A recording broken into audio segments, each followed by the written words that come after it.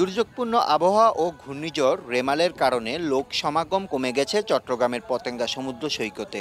দুর্যোগপূর্ণ পরিস্থিতি কেটে ওঠার সাথে সাথে পর্যটকদের পদচারণা বেড়েছে এই সৈকতে। চতুর্দিকে পর্যটকের ভিড় বেড়েছে। মঙ্গলবার বিকেলে সরেজমিনে গিয়ে এমন দৃশ্য দেখা গেছে।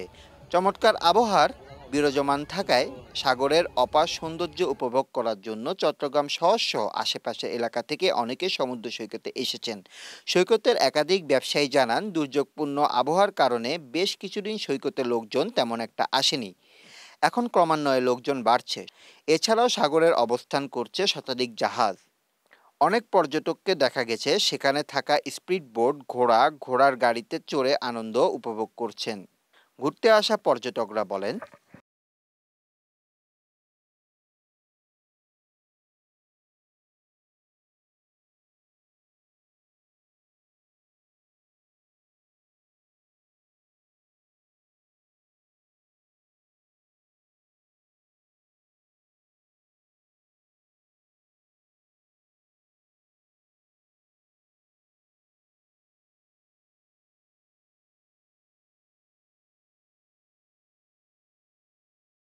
আলহামদুলিল্লাহ, অনেকদিন পরে নেপালে আসলাম ঘুরতে, খুব ভালো লাগতেছে।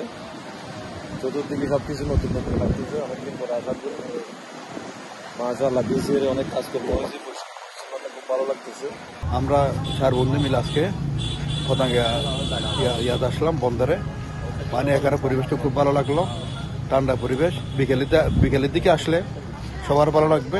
যদি আর একটু পরিষ্কার পরিচ্ছন্ন হয় তাহলে আরো একটু ভালো হতো। মানে এটাই।